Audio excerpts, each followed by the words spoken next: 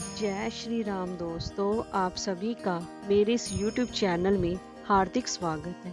दोस्तों, पुरुषोत्तम मास चल रहा है और पुरुषोत्तम मास में भगवान विष्णु की पूजा अर्चना करना शुभ फलदायी माना गया है।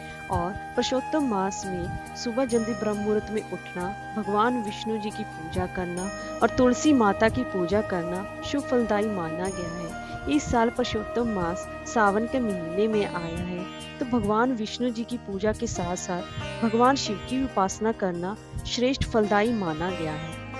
दोस्तों, पुरुषोत्तम मास में भगवान की पूजा करने के साथ साथ पुरुषोत्तम मास महात्म सुनने का भी विधान है।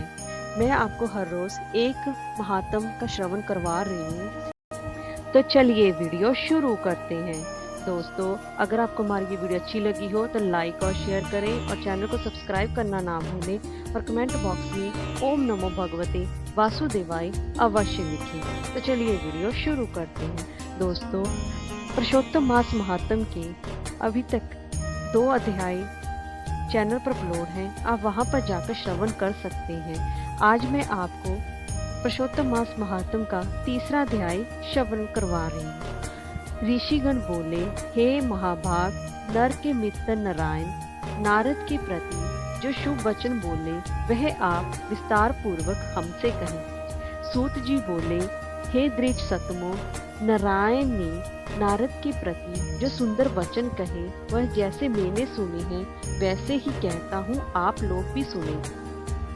नारायण जी बोले, हे नारद, पहले महात्मा श्री कृष्ण चंद्र जी ने राजा युधिष्ठिर से जो कहा था वो मैं कहता हूँ, सुनो। एक समय धार्मिक राजा अजातशत्रु युधिष्ठिर छल प्रिय धृतराष्ट्र के दुष्ट पुत्रों द्वारा द्रुत कीड़ा में हार गए। सबके देखते देखते अग्नि से उत्पन्न हुई धर्मपरायणा द्रौपदी के बालों को पकड़कर दुष्ट दुशासन ने खींचा और खींचने के बाद उसके वस्त्र उतारने लगा।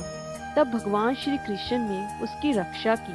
पीछे पांडव राज्य को त्याग काम्यक वन को चले गए। वहां अत्यंत क्लेश से युक्त वे वन के फलों को खाकर जीवन बिताने लगे। जैसे जंगली हाथियों के शरीर में बाल रहते हैं, इसी प्रकार पांडवों के शरीर में बाल हो गए। इस प्रकार दुखित पांडवों को देखने के लिए भगवान देवकी सुत मुनियों के साथ काम्यक वन में गए। उन भगवान को देखकर मृत शरीर में पुण्य प्राण आ जाने की तरह युधिष्ठिर, भीमसेन, अर्जुन आदि प्रेम विह्वल होकर सहसा उठ खड़े हुए और प्रीति से श्री कृष्ण जी को गले मिले और भगवान कृष्ण के चरण कमलों में भक्ति से नमस्कार करने लगे।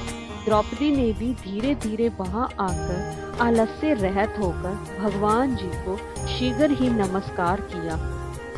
उन दुखित पांडवों को मृग के चर्म के वस्त्रों को पहने दे और समस्त शरीर में धूल लगी हुई, रूखा शरीर, चारों तरफ बाल बिखरे हुए द्रौपदी को भी उसी प्रकार दुर्बल शरीर वाली और दुखों से घिरी हुई देखा।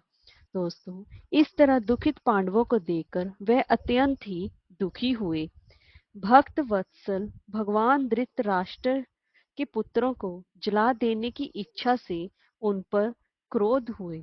विश्व के आत्मा, बाहों को चढ़ा गुरेर कर देखने वाले, करोड़ों काल के कराल मुख की तरह मुख वाले, धधकती हुई प्रलय की अग्नि के समान उठे हुए, ओठों को दांतों के नीचे जोर से दबाकर 3 लोकों को जला देने की तरह से ऐसे उदित हुए जैसे श्री सीता जी के वियोग से संतप्त भगवान चंद्र राम जी को रावण पर जैसा क्रोध आया था।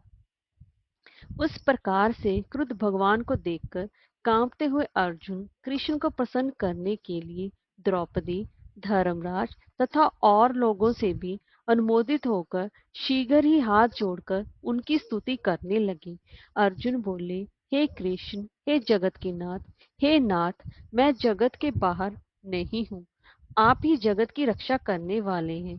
हे प्रभु, क्या मेरी रक्षा आप न करेंगे, जिनके नेत्र के देखने से ही ब्रह्मा का पतन हो जाता है उनके क्रोध करने से क्या नहीं हो सकता है, ये कौन जानता है कि क्या होगा। हे संहार करने वाले, क्रोध का संहार कीजिए। हे तात के पात, हे जगतपते, आप ऐसे महापुरुषों के क्रोध से संसार का प्रलय हो जाता है। संपूर्ण तत्व को जानने वाले, सर्व वस्तुओं के कारण, वेद और वेदांग के बीच आप साक्षात श्री कृष्ण हैं। मैं आपकी वंदना करता हूँ। आप ईश्वर हैं। इस चराचरात्मक संसार को आपने उत्पन्न किया है। सर्व मंगल के मांगल्य हैं और सनातन के बीज रूप हैं। इसलिए एक ही अपराध से आपने बनाए समस्त विश्व का आप नाश कैसे करेंगे। कौन भला ऐसा होगा जो मच्छरों को जलाने के लिए अपने घर को जला देता हो। श्री नारायण बोले, दूसरों की वीरता को मर्दन करने वाले अर्जुन ने भगवान से इस प्रकार निवेदन कर प्रणाम किया। सूत जी बोले, श्री कृष्ण ने अपने क्रोध को शांत किया और स्वयं भी चंद्रमा की तरह शांत हो गए। इस प्रकार भगवान को शांत देखकर पांडव स्वस्थ हुए, प्रेम से प्रसन्न मुख में प्रेम विह्वल हुए। सबने भगवान को प्रणाम किया और जंगली कंद, मूल, फल आदि से उनकी पूजा की। नारायण बोले, तब शरण में जाने योग्य भक्तों के ऊपर कृपा करने वाले श्री कृष्ण को प्रसन्न जान विशेष प्रेम से भरे हुए नर्म अर्जुन ने बारंबार नमस्कार किया और जो प्रश्न आपने हमसे किया है वही प्रश्न उन्होंने श्री कृष्ण जी से किया। इस प्रकार अर्जुन का प्रश्न सुनकर श्री कृष्ण क्षण मात्र मन से सोचकर अपने सुहृदगण पांडवों को और व्रत को धारण की हुई द्रौपदी को आश्वासन देते हुए वक्ताओं में श्रेष्ठ श्री कृष्ण पांडवों से हितकर वचन बोले। श्री कृष्ण बोले, हे राजन, हे महाभाग, अब मेरा वचन सुनो। आपने ये प्रश्न अपूर्व किया है। आपको उत्तर देने में मुझे उत्साह नहीं हो रहा है। इस प्रश्न का उत्तर गुप्त से भी गुप्त है, ऋषियों को भी नहीं विदित है। फिर भी हे अर्जुन, मित्र के नाते अथवा तुम हमारे भक्त हो, इस कारण से हम कहते हैं।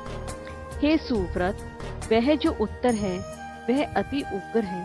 अंतः क्रम से सुनो। चैत्र आदि जो 12 मास, निमेष महीने के दोनों पक्ष, घड़ियां, पहर, 6 ऋतुएं, मुहूर्त, दक्षायन और उत्तरायण, वर्ष चारों युग, इसी प्रकार प्रार्थ तक जो काल है, यह सब और नदी, समुद्र, तालाब, कुएं, बावली, सोते, लता, औषधियों, वृक्ष, बांस आदि पेड़ वन की औषधियां, नगर, गांव, पर्वत, पूरियों से सब मूर्ति वाले हैं और अपने गुणों से पूजे जाते हैं। इनमें से ऐसा कोई भी अपूर्व व्यक्ति नहीं है जो अपने अधिराष्ट्र देवता के बिना रहता हो।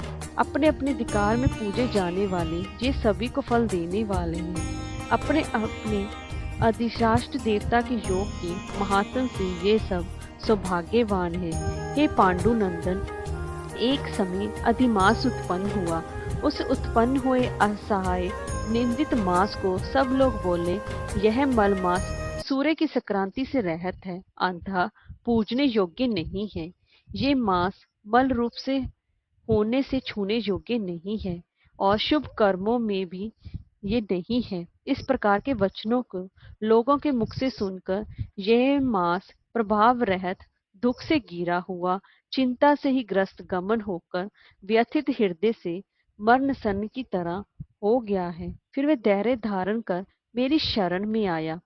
हे नर, बैकुंठ भवन में जहाँ मैं रहता था वहां पहुंचा और मेरे घर में आकर मुझ परम पुरुषोत्तम को इसने देखा। उस समय अमूल्य रत्नों से जटित स्वर्ण के सिंहासन पर बैठे मुझको देखकर ये भूमि पर साष्टांग दंडवत कर हाथ जोड़कर नेत्रों से बारंबार आंसुओं की धारा बहाता हुआ धैर्य धारण कर गदगद वाणी से बोला। सूत जी बोले, इस प्रकार महामुनि बद्रीनाथ कथा कहकर चुप हो गए। तब नारायण के मुख से कथा सुन भक्तों के ऊपर दया करने वाले नारद मुनि पुनः बोले।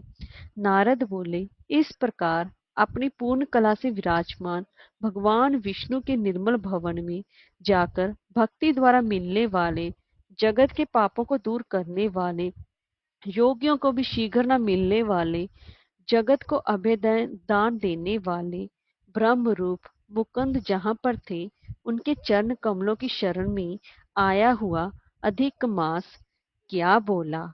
जय श्री राम।